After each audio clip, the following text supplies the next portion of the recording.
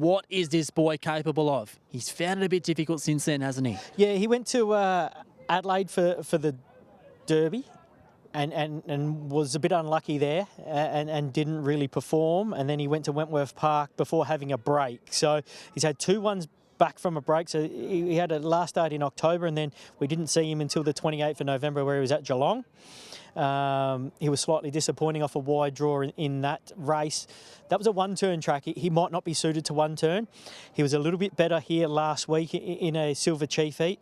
He was beaten 2 3/4 lengths and he closed off quite strongly. He doesn't have early speed. We've seen that, you know. He's lucky to run 5:10 at best, Jay. So he's most probably a 5:15 to 5:20 dog. And when you draw box 5, it's a really sticky map because you're going to rely on a little bit of luck. But I think now he's 3rd up. He was a good closer in a Silver Chief heat. He comes back to a stock standard 5th grade. Not a great deal of ability in this race that can measure up to the times that he can run. He's got a tearaway leader in Paul Whitley in box 2. He'll just have to position. 3rd up from a spell, I think he can close late. What do you make of Seagull Rock? I mean, he's showing good acceleration in the past.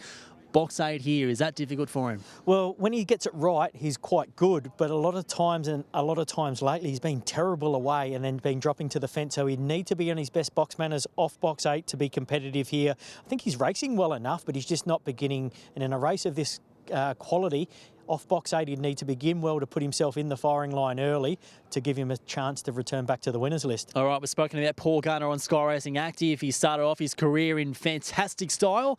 Hasn't had it as easy since then, but he's still your on-top selection. Yeah, I did settle with him because he's a class dog. He has posted 29.71, 29.83 and 29.84 at the Meadows circuit last preparation. He's had 2 runs back now. He's 3rd up tonight. He should be peaking. He gets a tearaway leader in Paul Whitley in box 2. He might be able to stalk the speed and just be ready to peak 3rd up. So 5 on top. Number 1, Maya, well drawn in box 1 in for 2nd. 6, Campfire is an honest campaigner, and 2, Port Whitley, the early leader. 5, 1, 6 and 2. Here's James Vandermart for the 11th on Silver Chief night. So they're moving in. This is the Webbies over the 5.25. Favourites drawn the yellow. That's Paul Gunner. And they're set to run now. 2nd last at the Meadows. Ready to go. They're away. Paul Gunner midfield and squeezed up and away pretty quickly. Maya from the inside will go through and lead 90 Mile Wow, who was away quickly and working hard. Seagull Rock 3rd. Paul Whitley gets a nice track up behind the speed. 3 lengths then to Our Regards, being passed by Campfire. He starts to make his move, tracked by Paul Gunner and Urana Jasmine at the end. It's Maya who snuck away from 90 Mile Wow, and then Paul Whitley. Campfire trying to wind up with Seagull Rock, but it's Maya stretching clear. Maya won it easily. Maya by 3 lengths beat 90 Mile Wow, 3rd Paul Whitley. Seagull Rock did well to hold down 4th ahead of Paul Gunner and Campfire. Then Urana Jasmine last in Our Regards, and the time, it's a good gallop, 29.96 for Maya. Maya salutes for one of the biggest smiles and nicest people in greyhound racing in Karen Pitt-Nathan. I mean, she had box 1. We highlighted her in the lead-up with that replay at Sandown, and I mean, she's got it much easier tonight. And as you said, off-air, that finish on lure sparks them on. Whether that was the reason why she's gone well tonight, who knows? But in the end, she's been too good. Yeah, inside box draw really did help her as well, Jace. As we touched on, she had 7 career wins before tonight, and 6 of them had come from box 2 and 3. She only exited box 1 once in her career beforehand and was runner-up on that occasion. So she's not over-possessed with early speed, but when you can run 5-10 and draw the inside, you can hold the speed, and that's what she was able to do to the corner. I thought Paul Whitley might have been the early leader, and she might have been able to camp behind it, but once she was able to hold the speed, she was quite good. 90 Mile Wow in for 2nd, overcome the wide draw. She's another one who races well off the wide draw. She's won 11 races in her career, and 7 of them have been from box 7 and 8. So she stepped up from the 460 at Geelong up to 500, and she was another one that had a finish on lure at Geelong last Saturday night. So there you go. Once again, that finish on lure coming to the forefront there. She was on speed and quite game into 2nd, was beaten 4 lengths in 29.93, but I thought the run was full of merit.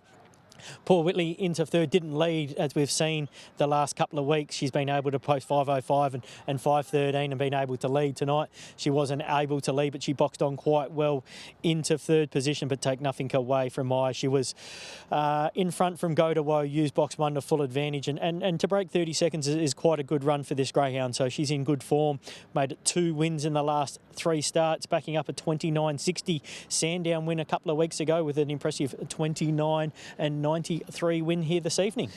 And just quickly on Paul Gunner as well. I mean, we're here beside the boxes and he almost looked like he was trying to take a hanger on one of the dogs, didn't he? He sort of sparked up a little bit, but of course the lateral vision would have shown that he was jammed at the wrong time. Yeah, he was. And that's the problem when you're a 5.15 to 5.20 first section dog and you draw the middle here. There's just no room to go. You're not far enough on the speed map to be last and letting the race unfold like a zipping Hopkins that it's going to run 5.20, let the speed dogs get up the front, pick your path and go. You're actually just in the pack. And then when you're drawing the middle and you're in the pack, you're climbing over the back of dogs, which we can see from there. That's the difference from drawing box 1 and running 5.10 like Maya does to drawing box 5 and running 5.15 like Paul Gunner does. It really brings you the undoing. I thought it closed off quite well because it just couldn't get into the race for the first 350, 400 metres, but it was picking up the bit, so to speak, in the last 100 and running through the line. That 3 runs back now from a spell for that greyhound. Wait till it draws an inside draw. The good thing with it, Jace, is recent form's pretty average numerically on paper, and what that indicates is its ranking points are getting out. So when the grader comes and ranks the dogs via the ranking points is how they grade in Victoria now, it's getting into these race 11, race 12 races, which typically aren't as strong.